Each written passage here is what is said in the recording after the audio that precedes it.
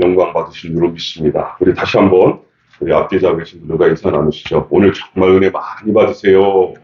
은혜 많이 받으세요. 예, 예, 하나님의 은혜가 우리 가운데 충만하게 임할 줄로 믿습니다. 예, 오늘 저는 사도행전 10장 33절로 43절 말씀을 통해서 말씀 앞에서 내려놓음을 경험하라. 말씀 앞에서 내려놓음을 경험하라. 라는 제목으로 같이 또 은혜 받는 시간 되기를 원합니다. 아마 한 번쯤은 누구나 다 읽어보셨던 책 중에 걸리버 여행기라는 책이 있잖아요. 그죠? 여행을 좋아하는 걸리버가 참 이곳저곳을 다니면서 여행을 하는 그런 이야기를 글로 담은 책이 걸리버 여행기 아닙니까?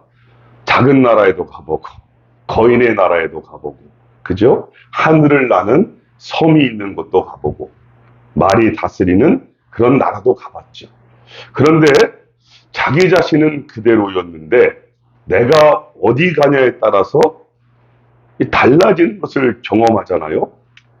그 나라를 가보니까 그 나라들마다 자기 방식대로 다스리며 통치하고 있었더라는 거죠. 그래서 어느 곳에서는 그것으로 인하여 죽을 수밖에 없고 또 어느 곳에서는 그것으로 인하여 살기도 하는 그것이 그들이 지키고자 하는 절대적 진리였다는 거죠.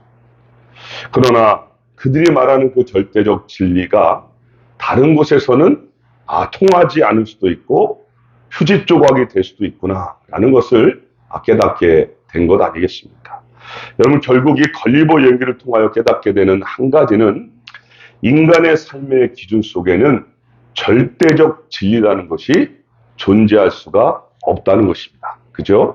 인간의 어떤 삶 속에서는 이것이 정말 확실하다, 정확하다, 이것만이 진리다라고 말할 수 있는 것이 존재할 수 없다라는 것을 그냥 자신들이 만들어낸 어쩌면 편견과 모순 속에서 그것이 옳은 것이냐 살아가고 있다는 사실을 우리에게 보여주고 있다고 볼 수 있는 것입니다. 오늘 우리는 본문을 통해서 2000년 전에 벌써 그 편견과 모순 속에서 자기들의 세상을 만들어버린 한 민족, 그 속에서 규칙을 만들고 관습을 만들어서 편견과 모순 속에서 살아가던 한 사람, 그 사람이 어떻게 변화되어지는지를 오늘 말씀을 통해서 보게 될 것입니다. 우리는 그것을 통해서 또 우리 자신, 우리가 가지고 있는 편견과 모순 속에서 그것이 가장 옳은 것이냐 살아가고 있는 우리들이 또 어떻게 변화될 수 있을지 한번 기대하며 말씀 속으로 들어가 보기를 원합니다. 제가 두 가지를 보겠는데요. 첫 번째는 하나님을 바르게 깨달아야 나도 바르게 볼 수 있다. 그게 첫 번째고요. 두 번째는 하나님은 우리를 증인으로 부르셨다라는 것을 다뤄보도록 하겠습니다. 그럼 먼저 하나님을 바르게 깨달아야, 바르게 알아야 비로소 나도 바르게 정확하게 알 수 있다는 것을 오늘 성경은 우리에게 말씀하고 있거든요. 우리 34절 한번 같이 한번 읽어보시죠. 34절 말씀 같이 한번 읽어보겠습니다. 34절 말씀 시작. 베드로가 입을 열어 말하되 내가 참으로 하나님은 사람의 외모를 보지 아니하시고 아멘. 여러분 오늘 본문의 배경을 보십시오. 이방인이었던 고넬료, 그죠? 그가 지금 누구를 오매불망 기다리고 있었어요? 베드로죠. 베드로를 초청했기 때문에 그 베드로가 자기 집에 오기를 그는 오매불망 기다리고 있었어요. 그리고 베드로가 드디어 이 고넬료의 집에 도착을 하게 됩니다. 여러분 그들의 서로의 고백이 얼마나 멋있는지 몰라요. 베드로는 그곳에 도착하자 이렇게 말합니다. 부름을 사양하지 않고 왔습니다. 당신이 불렀는데 그 부름에 사양하지 않고 왔습니다. 그저 고넬료는 뭐라고 말합니까? 오셨으니 정말 잘하셨습니다. 여러분 이렇게 보면 호흡이 너무나 척척 맞아 보이지 않습니까? 여러분 이 사건이요 지금 얼마나 엄청난 사건인지 아무리 강조해도 지나치지 않는 장면이 바로 이 장면이거든요. 여러분 그래요. 이 복음이 유대인이라고 하는 그 벽, 그 틀, 그 한계를 넘어서서 지금 이방인에까지 나아가는 그 문이 열려지는 지금 사건이거든요. 거기에 주역으로 쓰임받고 있는 사람이 바로 베드로와 고넬료라는 인물입니다. 지금 두 사람에게는요, 엄청난 일이 벌어지고 있는 거예요. 그런데 성경을 자세히 들여다보니까 이들이 자신들이 하는 것 같았지만 사실은 이 모든 것을 주도하시고 이끌어가시고 인도하시는 분이 계셨죠. 그분이 누구십니까? 성령님이셨거든요. 그들은 성령님의 말씀에 그 인도하심에 그냥 순종한 것밖에 없는 것이거든요. 여러분 그렇습니다. 정말 하나님께 쓰임 받으시고 싶으십니까? 여러분 그러면 너무 단순하고 간단한 거예요. 그러면 하나님의 말씀에 순종하면 되는 줄로 믿습니다. 여러분 지금 이 시대는요, 정말 똑똑하고 잘나고 그리고 탁월한 재능을 가진 분들이 얼마나 많은지 몰라요. 그죠? 얼마나 많은지 몰라요. 그런데 이상하게도 순종의 사람들은 점점 사라져가고 있습니다. 우리는 너무나 상황과 조건과 시기를 내 중심적으로 따지며 살잖아요. 그러다 보니까 하나님의 역사가 지연될 수밖에 없는 거예요.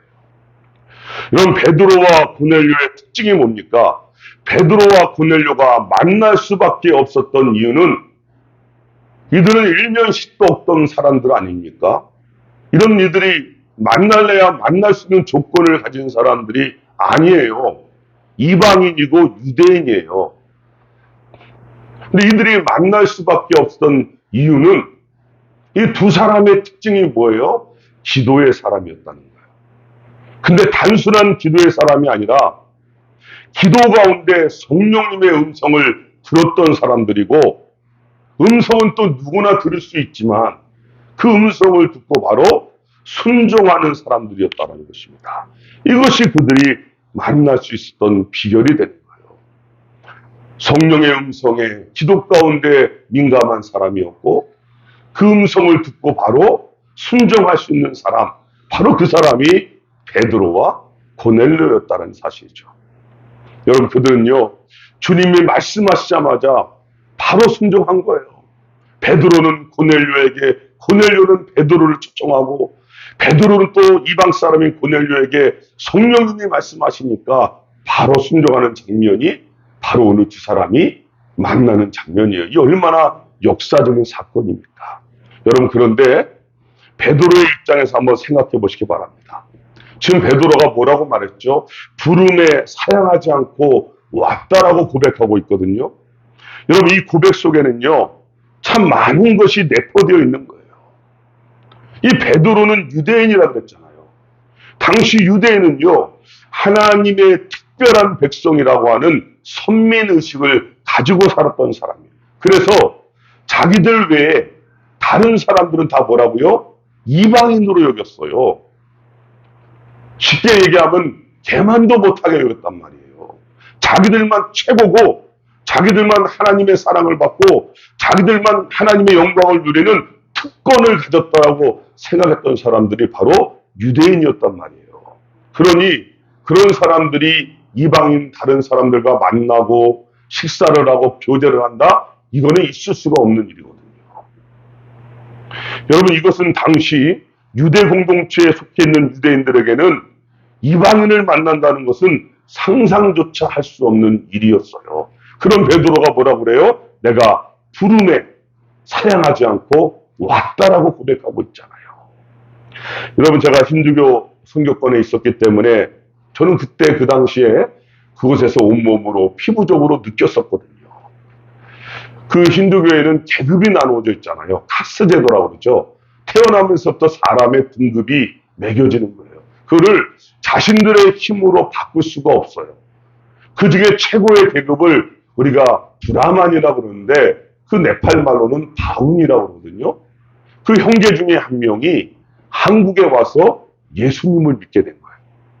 그리고 예수님을 믿는 자매와 결혼을 하게 된 거예요. 그리고 아이까지 칠 사람이 돼요. 얼마나 기뻐요. 감동이잖아요. 그리고 이제 고국으로 돌아갔는데 여러분 어떤 일이 벌어졌겠습니까? 최고의 계급에 있는 브라만의 계급이 저 이방인 낮은 계급에 있는, 우리 대한민국 사람은 낮은 계급이에요. 그들이 볼 땐 낮은 계급에 있는 사람하고 결혼하는 순간에 어떻게 돼버리는 거예요? 비그레코처라고 그러거든요. 이 비그레코처란 말은 망쳐졌다, 망가졌다는 뜻이에요. 그래서 그들은 다시 회복 불가능한 상태가 되어버린 거예요. 그러다 보니까 아이까지 낳았음에도 불구하고요, 그들은 가족으로부터 인정도 받지 못하고 공동체와 사회로부터 인정도 받지 못하고 그런 어려움과 고통을 받는, 그렇게 버려지는 신세가 되고 말았거든요. 여러분, 힌두교도 하물며 그럴진데 당시 2000년 전에 유대인들은요, 그 특권의식, 그 선민의식, 우리들만 하나님으로부터 선택받았다고 하는 그 자민족 의식이 너무너무 강했던 거예요. 그래서 그들은요, 꽉 막힌 제한된 사고, 그 틀에 갇혀서 살고 있었던 사람들이 바로 유대인이었다는 말입니다. 그럼 중요한 것은 베드로도 예외가 아니었어요. 그러니까 그들은 예수님을 믿어도 그 예수님은 누구예요? 유대인들만을 위한 예수님이었어요. 유대인들만을 위한 교회였어요. 유대인들만을 위한 구원이라고 그들은 예수 믿는 사람들조차도 한정시켜 버렸어요. 여러분, 이것이 우리가 알잖아. 얼마나 편견이고 모순입니까? 하나님은 한 번도 그렇게 말한 적이 없는데 그들이 만들어 놓은 편견과 모순으로 사고의 틀을 완전히 고착화시켜 버리고 만 거예요. 여러분, 그러다 보니 하나님의 말씀도 아전인 습격으로 끌어다가 자기 편한 대로 하나님의 말씀도 맞춰버린 거예요. 예수님은 우리들만의 것이야. 감히 너희 이방인들이 어떻게 예수님을 차지하려고 해? 여러분, 이러한 편견과 모순 속에 빠져있던 베드로가 지금 어떻게 고백하고 있습니까? 34절 다시 보세요. 34절입니다. 같이 있습니다. 35절까지 시작. 베드로가 입을 열어 말하되 내가 참으로 하나님은 사람의 외모를 보지 아니하시고 각 나라 중 하나님을 경외하며 의를 행하는 사람은 다 받으시는 줄 깨달았도다. 베드로가 뭐라고 말해요? 깨달았다는 거예요. 하나님, 이제야 깨달았습니다. 이제야 알았습니다. 하나님이 어떤 마음을 가지고 계신지, 하나님이 이 땅의 영혼들을 어떻게 바라보고 계시는지 깨달았습니다. 여러분, 사실 베드로가 이방인 고넬료의 집에 간 것만도요, 엄청난 사건이거든요. 그런데 그의 고백을 보니까 고넬료와 그의 친구, 친지들이 베드로가 온다니까요, 다 한 곳에 모여 있었던 거예요. 그들에게 베드로가 당당하게 고백하잖아요. 참으로 하나님은 사람의 외모를 보지 않으시는 분이십니다. 그동안 자신이 얼마나 하나님을 잘못 알아왔었는지 깨닫게 됐다고 고백하고 있지 않습니까? 자신의 잘못과 편견과 그 모순이 자신의 생각의 틀이, 가치관이 완전히 박살나는 시간이었거든요. 내가 얼마나 하나님을 나의 틀 안에 제한시키며 살아왔는지 사실은 하나님 앞에 회개하는 시간이었던 것이죠. 나의 시각에서 이제는 하나님의 시각으로 생각의 전환이 이루어지는 엄청난 사건이 바로 이 고넬료와 베드로의 만남의 사건인 거죠. 여러분, 그렇습니다. 우리는 이 세상을 살아가는 동안 끊임없이 우리 자신을 말씀 속에서 바꾸어가야 될 줄로 믿습니다. 나는 절대 안전해가 아니라 하나님의 말씀 앞에서는 우리는 끊임없이 항상 말씀을 기준으로 변할 자세가 되어 있어야 되는 거예요. 말씀 앞에서 우리는 언제든지 유연해져야 되는 거예요. 하나님이 말씀하시면 언제든지 우리는 그 말씀에 변화되어야 할 준비가 되어야 하는 거예요. 그 기준이 뭐라고요? 말씀입니다. 다른 것은 몰라도 우리에게 있는 절대적 기준 한 가지밖에 없습니다. 하나님의 말씀입니다. 그래서 종교개혁자들이 종교개혁을 성공시킬 수 있었던 가장 강력한 비결이 뭐예요? 솔라 스크립트라. 오직 말씀을 외쳤기 때문이에요. 절대적으로 변하지 않는 하나님의 말씀이 있었기 때문에 거기에 우리가 변하면 되는 거거든요. 그죠? 여러분, 끊임없이 우리 자신을 말씀에 비추어서 말씀 보고 변하지 말라 그러고 저희가 말씀에 변해야 될 줄로 믿습니다. 왜 그럴까요? 우리 모두는 다 공사 중이잖아요. 우리 한번 인사 나눠보시죠. 다시 한번 옆에 보시면서 공사 중이십니다. 이렇게 한번 인사 나누시죠. 그렇잖아요. 아니, 우리 가운데 완벽한 분이 어디 있어요? 여러분, 제가 완벽해 보입니까? 아니잖아요. 내가 완벽하다라고 말하는 순간에 나는 이미 모순을 행하고 있는 거예요. 하나님 앞에서 내가 완벽하다라고 말할 수 있는 사람이 누가 있겠어요? 우리는 다 공사 중인 거잖아요. 그죠? 다 정도의 차이만 있을 뿐인 거겠죠. 여러분, 우리는 그럴 때 많지 않습니까? 내가 하면 나한테는 너무 관대해. 또 우리 자녀나 내가 연관된 사람이 하면 뭐 괜찮아 뭐 이렇게 말해. 그렇지만 그것을 다른 사람, 특별히 내가 미워하거나 싫어하는 사람이 하면 어떻게 되죠? 당장 우리는 그들 향하여 손을 나가지 않습니다. 그런 거예요. 여러분, 상대방을 고치려고 하는 것 자체가 사실은 모순인 거예요. 여러분, 자꾸만 상대방을 고치려고 하지 마시기 바랍니다. 남편을 바꾸려고 하지 마세요. 아내를 바꾸려고 하지 마세요. 여러분, 자녀를 너무 내 생각대로 바꾸려고 하지 마세요. 지금 이 시대는 상처 전성 시대예요. 너무 만나는 사람마다 다 상처받아.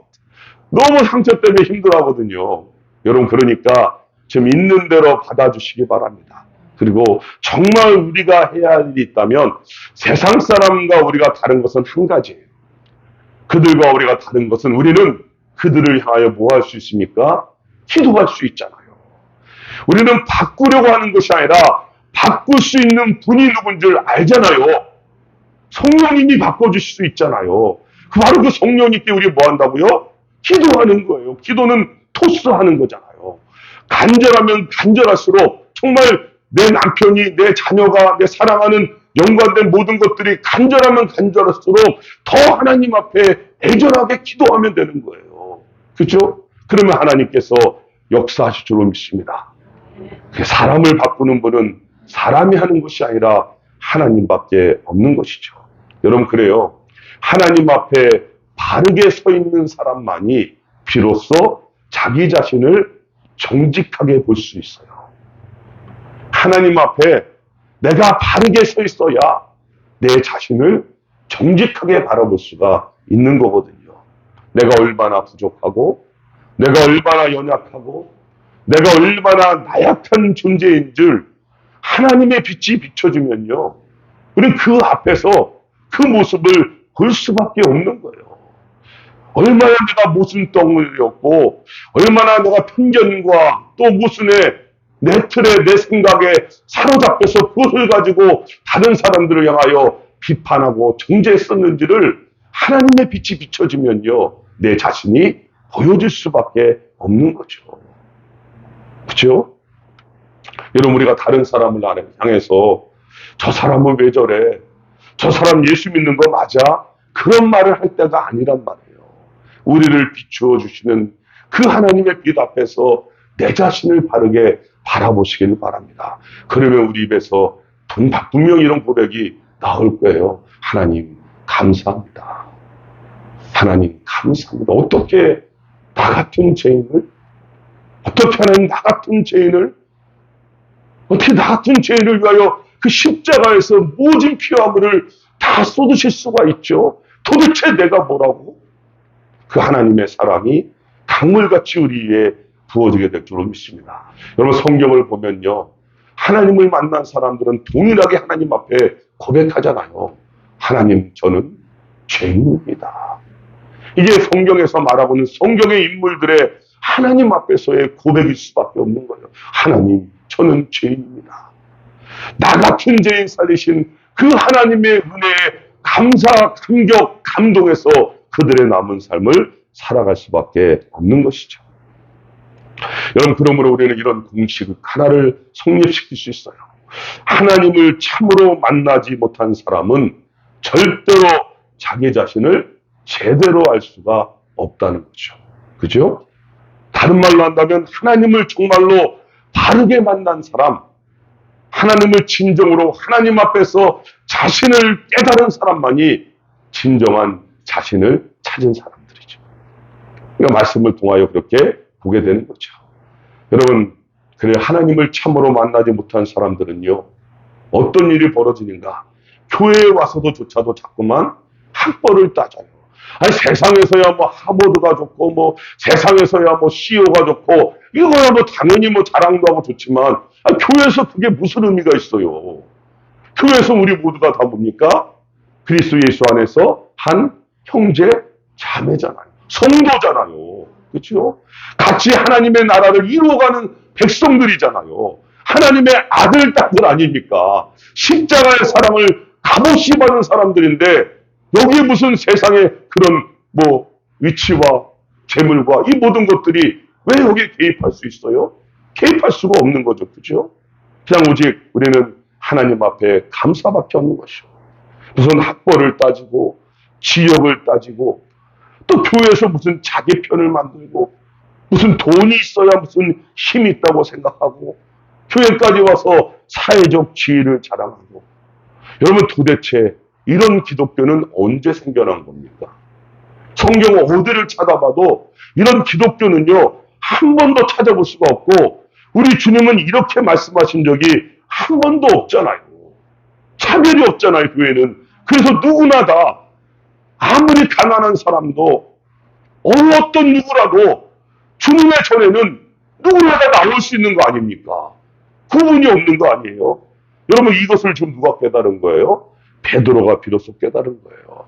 아, 하나님의 구원은 하나님은 외모를 보시는 분이 아니구나. 하나님은 중심을 보시는구나. 하나님은 유대인이나 이방인이나 다 구원받기를 원하시는구나. 이것을 이제야 깨달은 거예요. 베드로가. 오늘 그 은혜가 우리 가운데도 임할 줄로 믿습니다. 항상 하나님 앞에서 먼저 내 자신을 바라보시기를 바랍니다. 그리고 나서 그 말씀으로 변화되시기를 주님의 이름으로 축복합니다.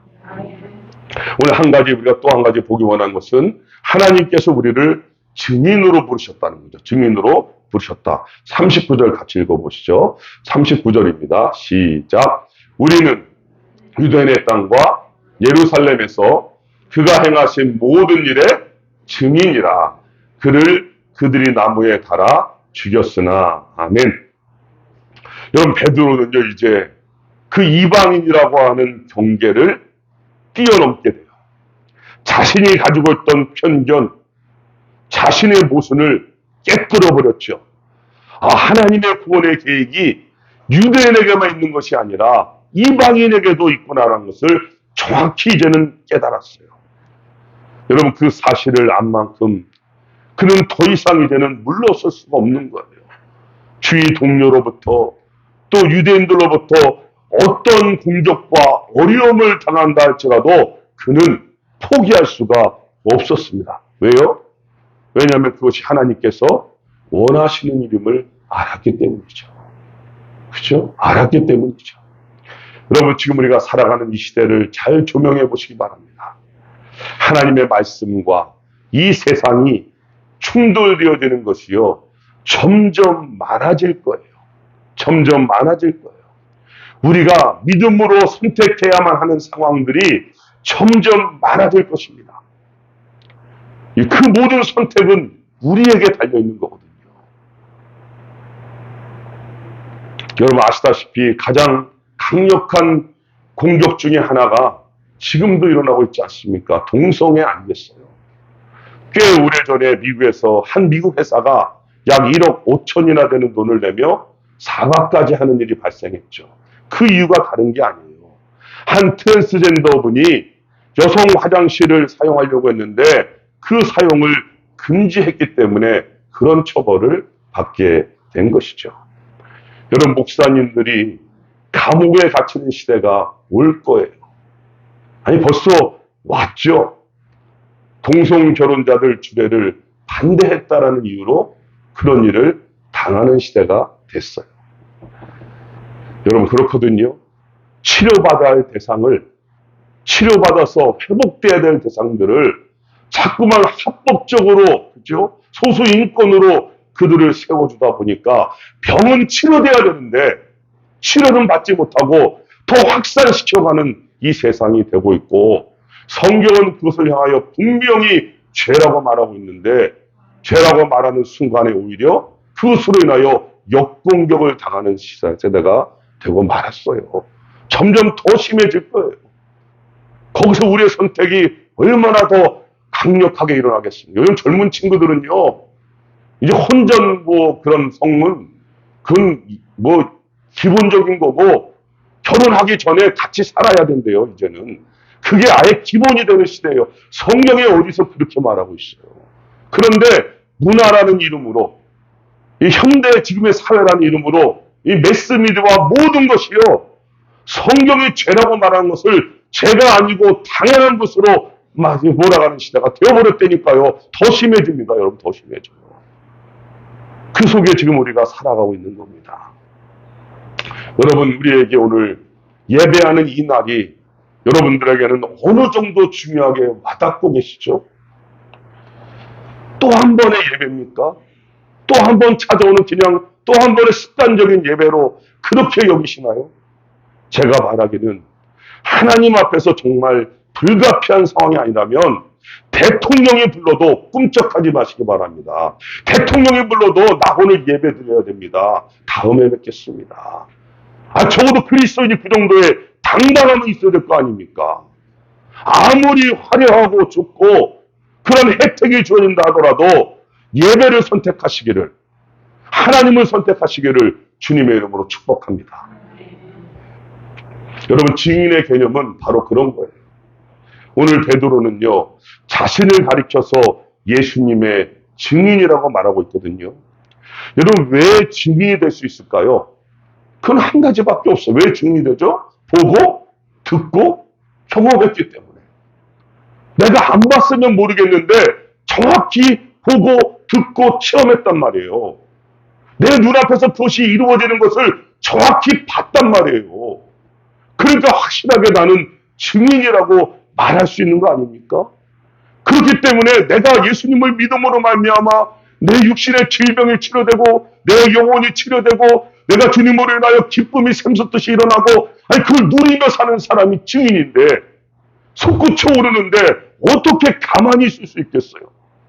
내가 예수님을 만났더니 예수님이 나의 병을 치료해 주셨다고, 나의 마음을 치료해 주셨다고, 나의 생각을 고쳐주셨다고, 내가 좀 얼마나 기쁜지 모르겠다고, 우리 자녀가 중독에서 빠져나왔다고, 이거 실제로 경험하고 체험하고 목격한 사람이 어떻게 가만히 있을 수 있죠?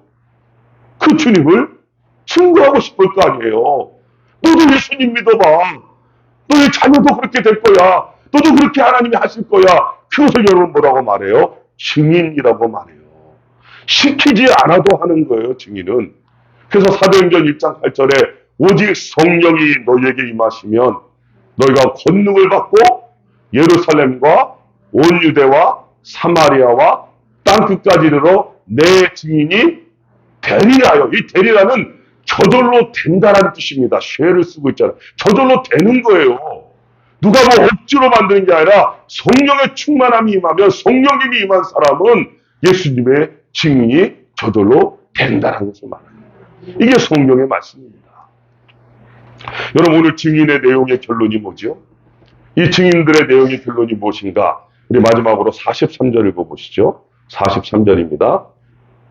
시작. 그에 대하여 모든 선지자도 증언하되 그를 믿는 사람들이 다 그의 이름을 힘입어 죄사함을 받는다 하였느니라. 아멘.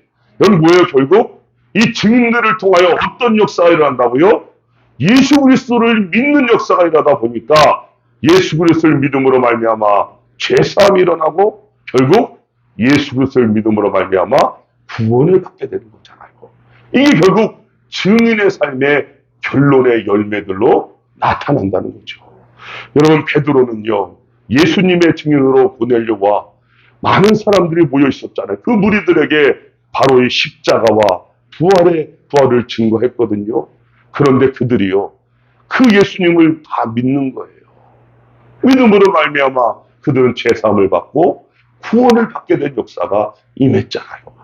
그죠? 이 얼마나 감동스러운 일입니까? 여러분, 이것이 복음입니다. 복음은 절대로 어려운 것이 아니에요. 예수님의 십자가와 부활이 빠진 복음은 있을 수가 없는 거예요. 우리가 그 은혜로 말미암아 믿음으로 구원을 받았기 때문에 내 속에 그 십자가와 부활의 감격과 기쁨이 있는 사람은 그것을 그냥 전해주면 되는 거예요. 나누어주면 되는 거예요. 그것이 증인의 삶이에요. 억지로 짜낼 필요 없어요.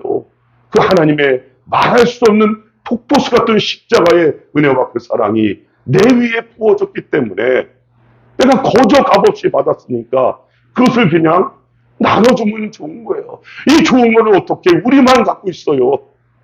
사랑하는 손주들에게, 사랑하는 자녀들도 같이 누리고 싶은 게 그게 부모님들의 마음 아니겠어요? 그게 전달되어지는 그것이 바로 복음입니다. 복음의 역사는 그렇게 일어나는 거예요. 예수 그리스도를 통해서만 죄사함을 받을 수 있기에 주님이 아니면 다른 방법이 없기 때문에 우리가 십자가와 부활의 증인이 되는 줄로 믿습니다. 여러분, 교회가 뭐 하는 것입니까? 교회는요, 1차적으로 그 십자가의 부활의 감격을 먼저 누리는 것이죠. 그죠? 누리는 것이에요. 그리고 그 은혜를 나누는 것이죠. 그리고 그렇게 이제는 주님의 증인으로 무장되어지는 것이죠.